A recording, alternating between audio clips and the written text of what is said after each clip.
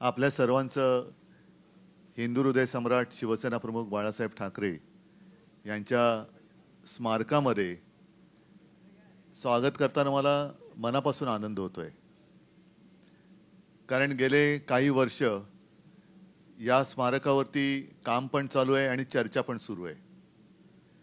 मी धन्यवाद देऊ इच्छितो आर्किटेक्ट आभा लांबा आणि टाटा प्रोजेक्ट, कारण हे काम आता सगळं छान वाटतंय पण करणं फार जिकरीचं होतं।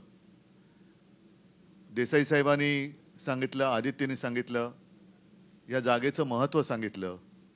आणखीन एक योगायोग म्हणजे स्वातंत्र्यवीर सावरकरांचं सुद्धा स्मारक हे बाजूलाच आहे। पण या जागेतलं आव्हान जे मी तुम्हाला म्हणालो ते म्हणजे एकतर महापौर बंगला, हा बंगला नुसती एक वास्तू म्हणून आम्ही बघत नाही, तर त्या वास्तूबरोबर आम्ही एक भावनात्मक बंधनामध्ये जोडले गेलेलो आहोत। आत्ताच इथे शिवसेनेचे 4 महापौर जे या वास्तूमध्ये राहिले होते आपल्यासोबत इकडे उपस्थित आहेत। शिवसेना प्रमुखांच्या अनेक बैठका इथे झालेल्या आहेत, युतीच्या बैठका इथे झालेल्या आहेत। आणि ही जी वास्तू आहे म्हणजे महापौर बंगला, ही हेरिटेज वास्तू आहे। या वास्तूला कुठेही धक्का न लावता काम करणं हे फार महत्त्वाचं आणि खूप कठीण होतं। त्या वास्तूचं वैभव जपून काम करणं हे फार कठीण होतं। आणि हेरिटेज म्हटल्यानंतर काही नियम असतात, त्याच्यामध्ये CRZचा कायदा हाही एक होता। मग आम्ही असं ठरवलं, म्हणजे ही कल्पना आर्किटेक्ट आभा लांबा यांची, की आपण बेसमेंट म्हणजे भूमिगत स्मारक करूया। हे बोलायला खूप सोपं आहे, पण पाठीकडे समुद्र आहे म्हटल्यानंतर त्या समुद्राचा रेटा हा जमिनीच्या खालून सुद्धा खूप मोठा असतो। काही वर्षांपूर्वी इकडे आपण संयुक्त महाराष्ट्राचं दालन जे केलं, ते दालन झाल्यानंतर सुद्धा तिकडे रिपेअरिंग करण्याची गरज लागली, वारंवार लागली, कारण समुद्राचं पाणी जमिनीखालून त्याच्यामध्ये सगळ्या मर्यादा ओलांडून कुठून ना कुठून तरी येत होतं। तर ती खबरदारी घेणं आणि त्याच्यानंतर ही वास्तू उभी करणं हे फार जिकरीचं काम होतं। म्हणून मी आर्किटेक्ट आभा लांबा आणि टाटा प्रोजेक्ट्स या कंपनीला धन्यवाद देतोय की त्यांनी अत्यंत देखणं असं काम वेळेमध्ये टप्पा 1 पूर्ण करून दिलेलं आहे। साहजिकच आहे, 4 भिंती किंवा नुसता पुतळा म्हणजे स्मारक होत नाही। टप्पा 2चा जे काम आहे त्या कामाला आता सुरुवात होईल। या कामामध्ये आपण पूर्ण हे स्मारक बघा, संपूर्ण शिवसेना प्रमुखांचा जीवनपट, अर्थात तो काही असं गुप्त असा जीवनपट नाहीये। कारण मला आठवतंय शिवसेना प्रमुखांनी कधी आत्मचरित्र लिहिलं नाही। त्यांना अनेकदा प्रश्न विचारले जायचे की तुम्ही आपलं आत्मचरित्र का लिहित नाही? त्यांचं उत्तर असायचं, मी कपाटातला माणूस नाही, मी मैदानावरचा माणूस आहे। त्याच्यामुळे त्यांचं आयुष्य असं उघडं पुस्तक होतं। पण हे नुसतं मांडणं म्हणजे सुद्धा स्मारक नाही। तर मी असा विचार केला की शिवसेना प्रमुखांचं स्मारक असं झालं पाहिजे की जे शिवसेना प्रमुखांनी आयुष्यभर आपल्याला दिलं, आपल्याला म्हणजे महाराष्ट्राला दिलं, देशाला दिलं, देशातल्या हिंदूंना दिलं, तेच काम त्यांच्या स्मारकाने सुद्धा पुढचे अनेक वर्ष केलं पाहिजे। आणि त्या दृष्टीने आम्ही या सगळ्या स्मारकाचा आराखडा टप्प्या 2चा सुद्धा तयार केलेला आहे। मग कुठेही काही गडबड नको म्हणून मग ती टेंडर प्रोसिजर वगैरे सगळी करून प्रयत्न असा आहे की जसं देसाई साहेब तुम्ही एक योगायोगाची गोष्ट सांगितली की पुढच्या 23 जानेवारीपासून शिवसेना प्रमुखांच्या शताब्दीचं वर्ष सुरू होईल। तर प्रयत्न नव्हे तर आम्ही पूर्ण ताकदीने 23 जानेवारीच्या आत पुढच्या, या नाही पुढच्या म्हणजे 2026च्या हे स्मारक लोकांच्या चरणी, हिंदू हृदय सम्राटांच्या, मी म्हणेन, मी भक्त शब्द नाही म्हणत, पण त्यांच्यावरती श्रद्धा असणाऱ्यांच्या चरणी, त्यांच्यासाठी आणि पुढच्या अनेक पिढ्यांसाठी एक प्रेरणा देणारं असं स्मारक होईल असा प्रयत्न आम्ही करतो आहोत। मी आपल्या माध्यमातून याही वेळेला जनतेला आवाहन केलेलं आहे, आजही करतो आहे, की आता टप्पा 2चं काम सुरू होत असताना आराखडा पूर्ण तयार झालेला आहे। कुठे काय कसं येणार याची सुद्धा तयारी झालेली आहे। पण शिवसेना प्रमुखांनी आपल्या हयातीमध्ये अख्खा महाराष्ट्र पिंजून काढलेला आहे। शिवसेना प्रमुखांनी अनेकांना प्रेरणा दिलेली आहे.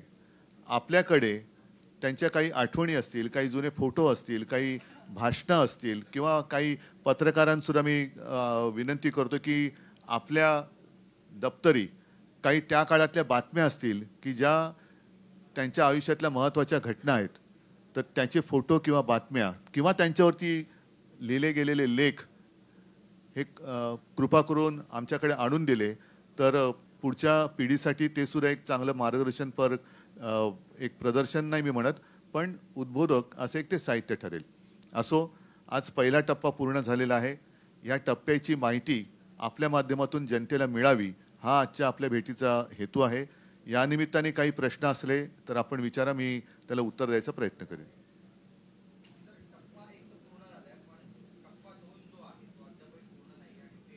टप्पा एक आज पूर्ण झालेला आहे. टप्पा एक पूर्ण झाल्याशिवाय दोन होऊ शकत नाही. टप्पा दोन आधी पूर्ण केला असता तर मग टप्पा एक कधी केला असता. तरी सुद्धा अगदी काय टप्प्याटप्प्याची मॅच होणार नाहीये. हा टप्पा एक आणि टप्पा दोन.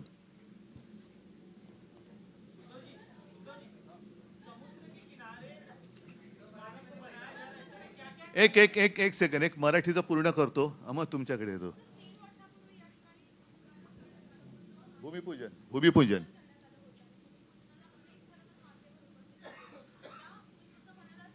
करोना सुद्धा उपस्थित होता.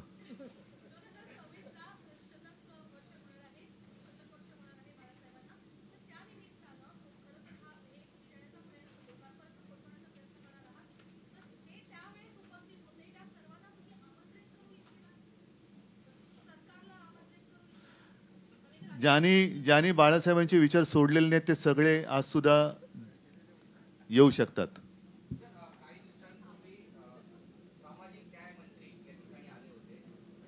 नाही ठीक आहे, मी त्यांच्या स्मारकाबद्दल बोलण्याची गरज नाही, मी या स्मारकाबद्दल बोलतो.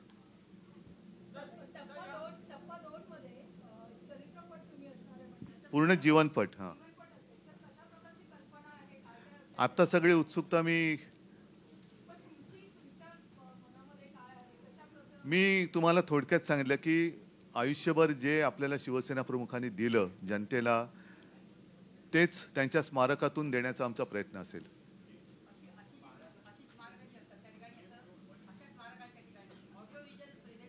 सगळं सगळं सगळं म्हणून मी काय म्हटलं की त्याचं पूर्ण आरेखन तयार झालेलं आहे, पण ते जर का मी आत्ता तुमच्यासमोर सादर केलं तर त्यातली उत्सुकता जाईल.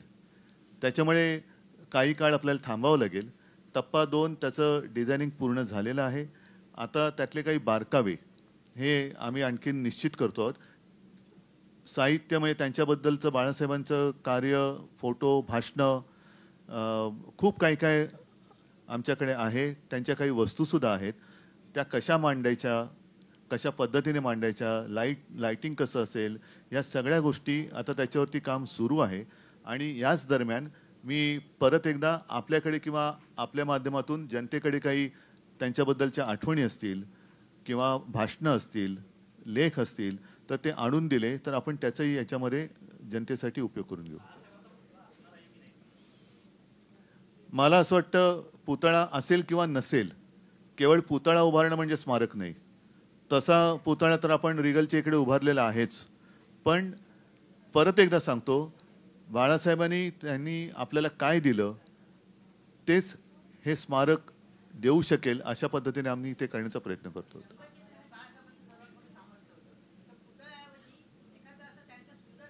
या सगळ्या सूचना आपण तुम्ही द्या, पण करू करू ना, जरा थांबा ना. म्हणून तुमची आता ही जी उत्सुकता आहे ना, हीच मला नाहीशी नाही करायची, म्हणून मी तुम्हाला आता प्रेझेंटेशन नाही देते.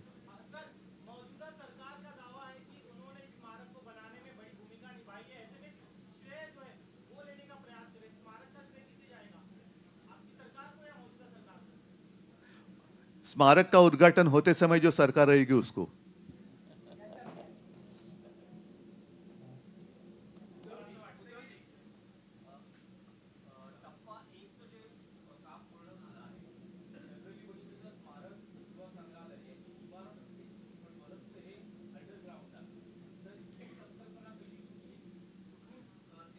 हां, मगाशी मी ते जे थोडक्यात सांगितलं की ही संकल्पना आर्किटेक्ट आबा लांबा यांची आहे.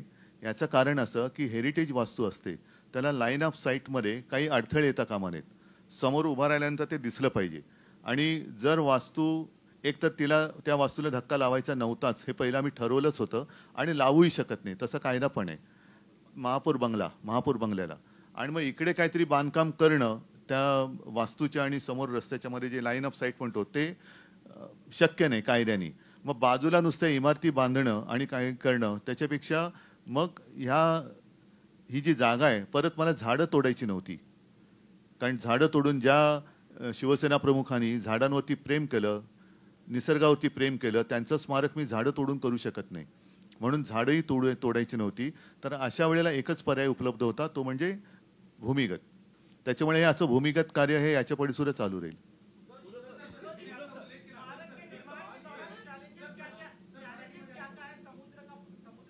अरे आप समुद्र से बाहर आइए ना.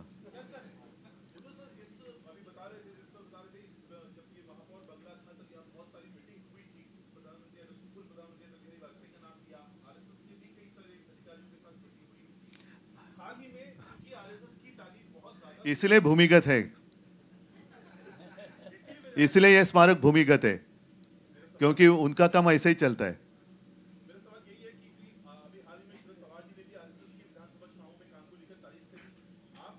नहीं, मैं आज स्मारक के बारे में कहूंगा.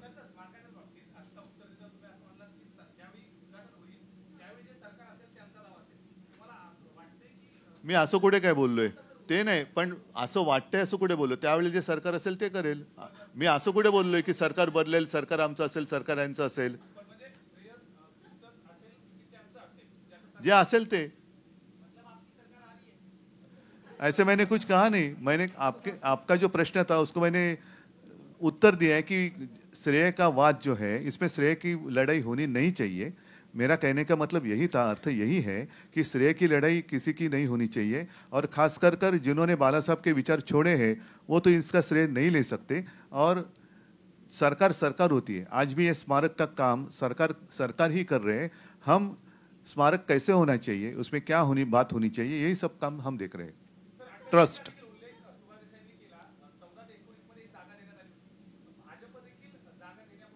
आहे ना.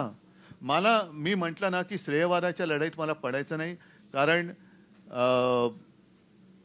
बाळासाहेबांनी अनेकांना काय काय दिलेलं आहे आणि ज्यांनी बाळासाहेब असताना काही घेऊ शकले नाहीत अशी जी काही लोक असतील त्यांनी निदान स्मारकातून तरी घ्यावं ही माझी इच्छा आहे. ठीक आहे.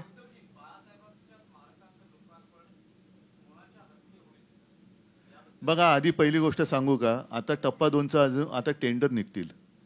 त्याच्यानंतर सगळं डिझाईन वगैरे आमचं फायनलाइज झाल्यानंतर टेंडरमध्ये जी लोक येतील त्यांच्या माध्यमातून ह्याची सजावट होईल. त्याच्यामुळे आता कोणाकडनं व्हावं काय व्हावं ह्या गोष्टी अजून थोड्या लांबच्या आहेत. पण मला असं वाटतं ती तारीख जशी जवळ येईल तेव्हा ठरवलं जाईल. त्यावेळेला जे पंतप्रधान असतील ते कदाचित येऊ शकतील.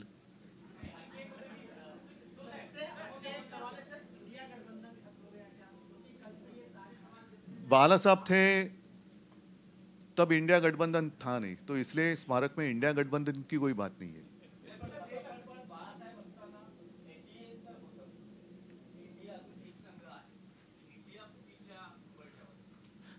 त्याच्यामुळे एनडीए सुद्धा त्या वेळेपर्यंत शिल्लक राहिलं तर एनडीए सुद्धा येईल. बघू ना आपण आता राजकीय म्हणून आता बघा उद्या काय होईल आज आपण सांगू शकत नाही. नाही, मी काय म्हटलं, एनडीए त्यावेळेला असेल तर एनडीएची लोक सुद्धा येऊ शकतात. त्यावेळेला जे सरकार असेल ते येऊ शकतात. कारण केव्हा कसं काय होईल. आता भूमिपूजनाच्या वेळेला मी मुख्यमंत्री होतो, आज कुठे मुख्यमंत्री आहे, असं होतात गोष्टी. ठीक आहे, चला. मला वाटतं स्मारकाच्या बद्दल दुसरे काही प्रश्न नाही आहेत.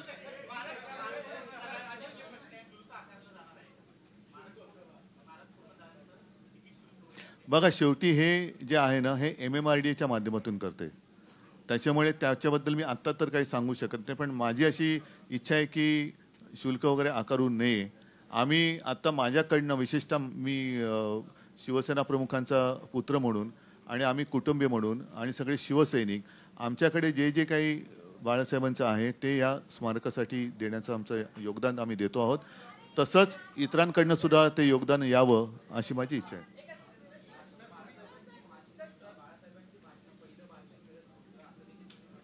पहिलं भाषण आहे माझ्याकडे आत्ता फोनमध्ये.